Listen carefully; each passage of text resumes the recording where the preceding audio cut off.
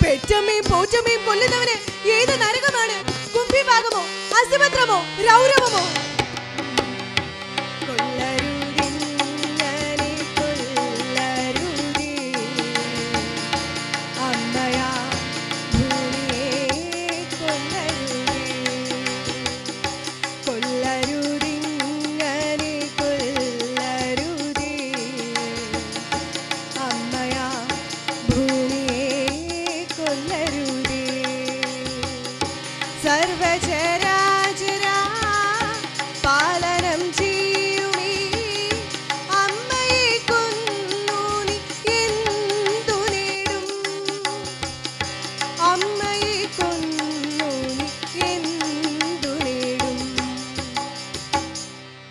സുഹൃത്തുക്കളെ, രാവിന്റെ യാമങ്ങളിൽ കഥകൾ പറഞ്ഞ് മാനവ മനസ്സുകളിൽ സാംസ്കാരിക നവോത്ഥാനത്തിനു ദീപം തെളിയിച്ച കഥാപ്രസംഗ കലയുടെ കുലപതികളായ ശ്രേഷ്ഠാചാര്യന്മാരുടെ പാതാരവിന്ദങ്ങളിൽ ശതകോടി പ്രണാമങ്ങൾ സമർപ്പിച്ചുകൊണ്ട് ഞാൻ അവതരിപ്പിക്കുന്നു ഭൂമിക്കൊരു ചരമഗീതം.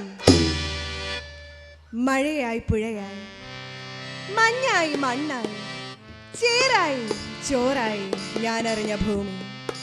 പ്രഭാതത്തിൽ തൊട്ട് നമസ്കരിച്ചുറക്കമുണർത്തിയവൻ, പ്രാണവായു നൽകിയവൻ, പ്രാണജലം നൽകിയവൻ, കട്ടികൂടിയ കാർബൺ കൂടുകളിൽ അകപ്പെട്ട പ്രാണവായുവിനെ കിതക്കവേ. ഏയ് കൂട്ടുകാരാ, പുത്രവൃദ്ധിക്കായി സർവഭൂമികിയ ശ്രേഷ്ഠമാതാവിന്റെ തേങ്ങലുകൾ ഏതു ബധിര കർണങ്ങളിൽ വീഴുമോ എങ്കിലിക്കാധിക ധന്യയാകും. ഏതു ബധിര കർണങ്ങളിൽ വീഴുമോ എങ്കിലിക്കാധിക ധന്യയാകും.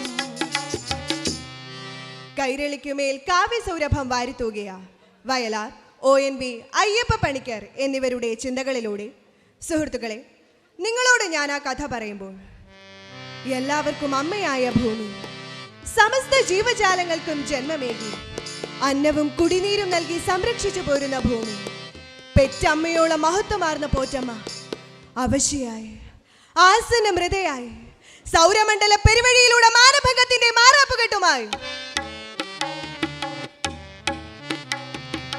ഇനിയും മരിക്കാത്ത ഭൂമി, നിന്നാസന്ന മൃതിയിൽ നിനക്കാത്മശാന്തി. ഇനിയും മരിക്കാത്ത ഭൂമി, നിന്നാസന്ന മൃതിയിൽ നിനക്കാത്മശാന്തി. ഇതു നിന്റെ എന്റെയും ചരമ ശുശ്രൂഷയ്ക്കു ഹൃദയത്തിൽ നീ കുറിച്ച ഗീതം.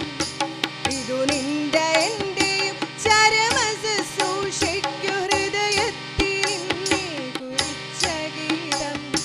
ഹൃദയത്തിൽ നീ കുറിച്ച ഗീതം. സുഹൃത്തുക്കളെ, ഞാൻ ഒരു 5000 വർഷം മുമ്പുള്ള കഥയോർക്കുകയാണ്.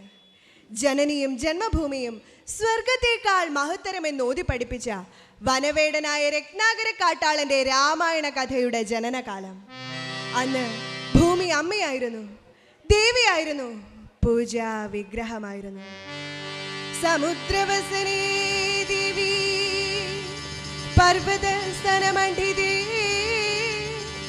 വിഷ്ണുപത്നി നമസ്തുഭ്യം പാദസ്പർശം ക്ഷമസ്വമേ.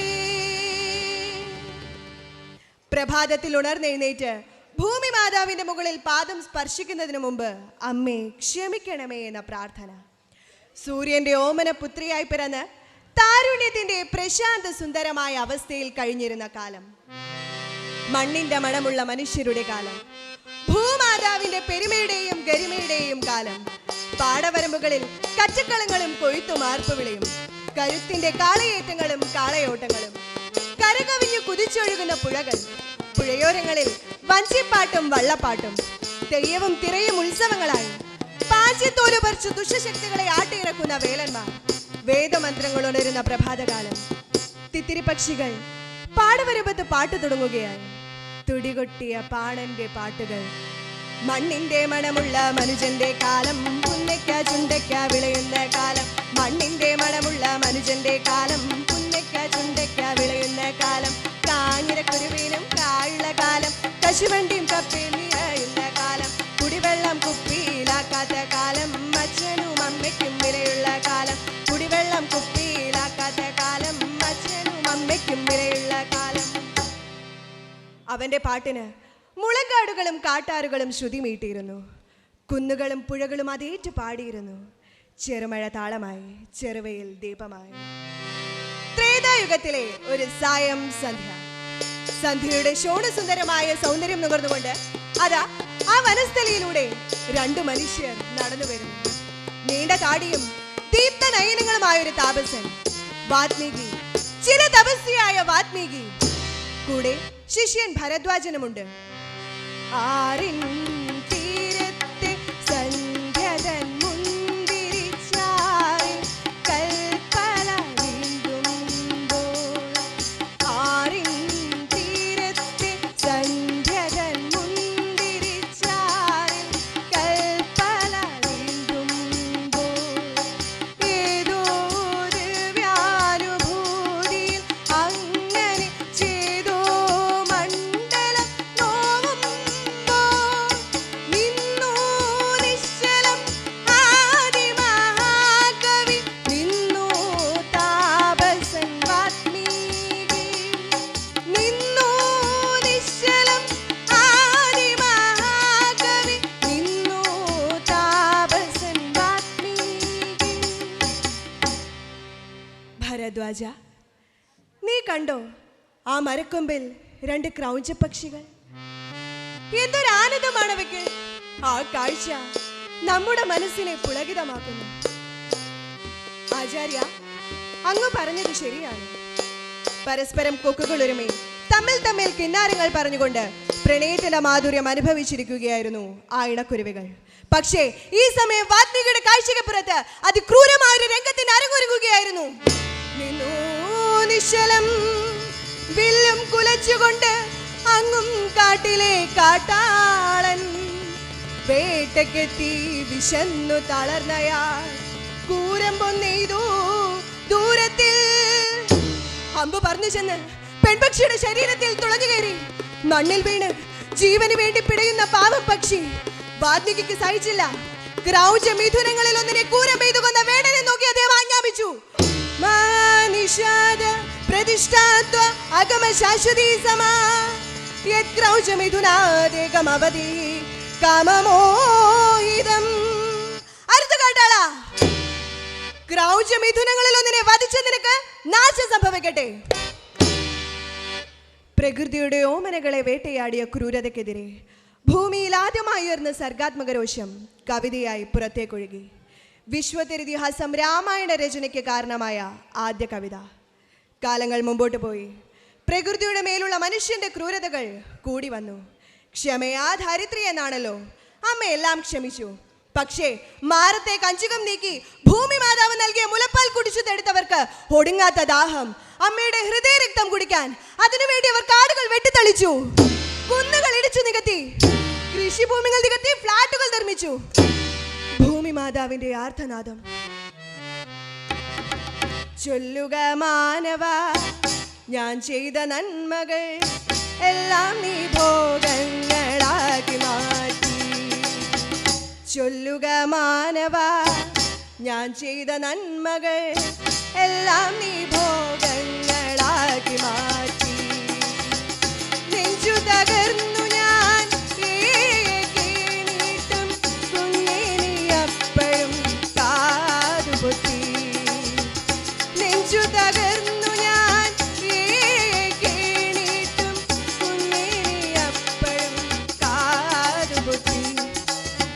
അരുതേ അരുതേ, കുന്നുകൾ എടുക്കരുതേ.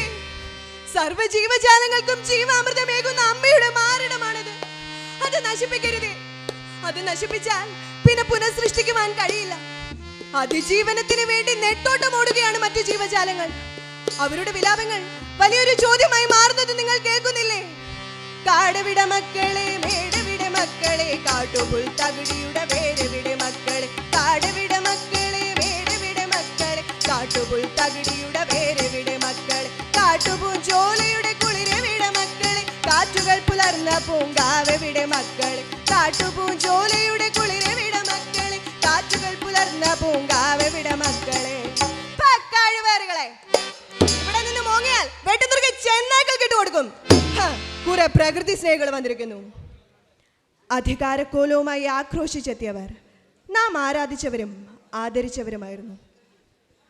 ഈ സമയം എവിടെ നിന്നോ ഒരു പരിദേവനം കേൾക്കുന്നു. ആരാണത്? ജനനിയെ പരിണയിച്ച അഭിശപ്ത ജന്മം ഞാൻ. വേച്ച് വേച്ച് കാൽവെപ്പുകളോടെ ഒരു മനുഷ്യൻ നടന്നു വരുന്നു. ജനനിയെ പരിണയിച്ച അഭിശപ്ത ജന്മം ഞാൻ. പഴകിയതാണക്കഥയെങ്കിലും പഴി പറയുന്നു ലോകം. ഇന്നുമെന്നെ പഴി പറയുന്നു ലോകം. ആളുകൾ അയാൾക്ക് ചുറ്റും കൂടി. അയാൾ തൻ്റെ കഥ പറയുവാൻ തുടങ്ങി. ഞാൻ ഈഡിപ്പസ്, യവന രാജകുമാരൻ. രാജകുമാര, അങ്ങ് വല്ലാതെ അസ്വസ്ഥനാണല്ലോ. എന്താണ് കാരണം? എന്റെ ദുർഗതി ആർക്കും ഉണ്ടാവാതിരിക്കട്ടെ.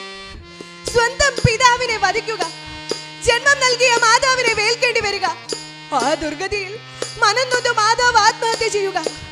ഈ പാപങ്ങളെല്ലാം ചെയ്തവനാണ് ഞാൻ. ഞാൻ എനിക്ക് തന്നെ ശിക്ഷ വിധിച്ചു. എന്റെ ഇരു കണ്ണുകളെ ഞാൻ കുത്തിപ്പൊട്ടിച്ചു. എന്നിട്ടും ആധുനികർ എന്ന് വിളിക്കുന്ന മനുഷ്യ പിശാചുകളെ, നിങ്ങൾ ഇന്നും എന്നെ പഴിചാരി നടക്കുന്നു. ഒന്ന് ഓർമ്മിപ്പിക്കാം, എന്തിനും ഒരു അതിരുണ്ട്, പരിധിയുണ്ട്. സുഖഭോഗങ്ങളുടെ കണ്ടുപിടുത്തങ്ങളിൽ അഭിരമിച്ച് മുന്നേറുമ്പോൾ, മുണ്ടിത ശിരസ്കെ അവളെ യാത്രയാക്കുമ്പോൾ, ഉന്മാദത്തിന്റെ ഉച്ചസ്ഥായിയിൽ അവളൊന്ന് കുലുങ്ങി ചിരിച്ചാൽ അവിടെ തീരും നിങ്ങളുടെ ഫ്ലാറ്റുകളും കോട്ടക്കൊത്തളങ്ങളുമെല്ലാം. വേണ്ട, ക്ഷമയെ അക്ഷമയാക്കരുത്. പിന്നെയും എന്തൊക്കെയോ പുലമ്പിക്കൊണ്ട് അദ്ദേഹം നടന്നു നീങ്ങി. അറിയാതെയാണെങ്കിലും ജന്മം നൽകിയ മാതാവിനെ കളങ്കപ്പെടുത്തിയവന്റെ അവസ്ഥ കണ്ടില്ലേ? സ്വന്തം ജീവൻ നൽകിയ ഭൂമി മാതാവിനെ മാനഭംഗപ്പെടുത്തുന്ന ഹേ മനുഷ്യ, നിന്റെ നാശമെടുത്തിരിക്കുന്നു എന്ന് പറയാതെ വയ്യ. എങ്കിലും അമ്മേ ഭൂമിദേവി, ഈ കുഞ്ഞുമകൾ അമ്മയോട് പ്രാർത്ഥിക്കുന്നു. അസഹ്യമാകുമ്പോഴുള്ള നിന്റെ വേദനകൾ ഫൈലിനും ഹയാനുമാകുന്ന കൊടുങ്കാറ്റായി തിരിച്ചടിക്കുമ്പോൾ, സംഹാര രൂപിണിയായി നീ താണ്ഡവ നൃത്തമാടുമ്പോൾ, ചതഞ്ഞറിയുന്നത് എന്നെ പോലുള്ള പിഞ്ചു മക്കളാണ്. ഹുദ്ഹുദായി നീ രൂപാന്തരപ്പെടുമ്പോൾ, അശോഭിയായി നീ ആഞ്ഞു വീശുമ്പോൾ, കശ്മീരിലും ആന്ധ്രാപ്രദേശിലും ശ്രീരംഗപട്ടണത്തുമെല്ലാം എന്നെ പോലുള്ള കുഞ്ഞനുജത്തിമാരും അവരുടെ അച്ഛനെയും അമ്മയെയും നഷ്ടപ്പെട്ട് അക്കൂട്ടത്തിലുണ്ടാകും. വേണ്ടമ്മേ, ഞാൻ അമ്മയോട് പ്രാർത്ഥിക്കുന്നു. വേണ്ടമ്മേ ഫൈലിനും ആയാനും ഒന്നുമേ, എന്നാലും നീ എൻ്റെ അമ്മയല്ലേ. വേണ്ടമ്മേ ഫൈലിനും ആയാനും ഒന്നുമേ, എന്നാലും നീ എൻ്റെ അമ്മയല്ലേ. ദുഷ്ടരാ പുത്രർ അനേകരുണ്ടായാലും, ദുഷ്ടരാ പുത്രർ അനേകരുണ്ടായാലും, ദുഷ്ടയാ അമ്മ ഈ പാരിലുണ്ടോ അമ്മേ. ദുഷ്ടയാ അമ്മ ഈ പാരിലുണ്ടോ. സഹൃദയരെ, നമ്മുടെ ഭൂമി, അതിൻ്റെ പച്ചപ്പ്, അവളുടെ സ്വത്വം, ഇതെല്ലാം നിലനിർത്തേണ്ടത് നമ്മളുടെ ഓരോരുത്തരുടെയും കടമയാണെന്ന് ഓർമ്മിപ്പിച്ചുകൊണ്ട് എൻ്റെ കഥാപ്രസംഗം ഇവിടെ പൂർണ്ണമാകുന്നു. നന്ദി, നമസ്കാരം.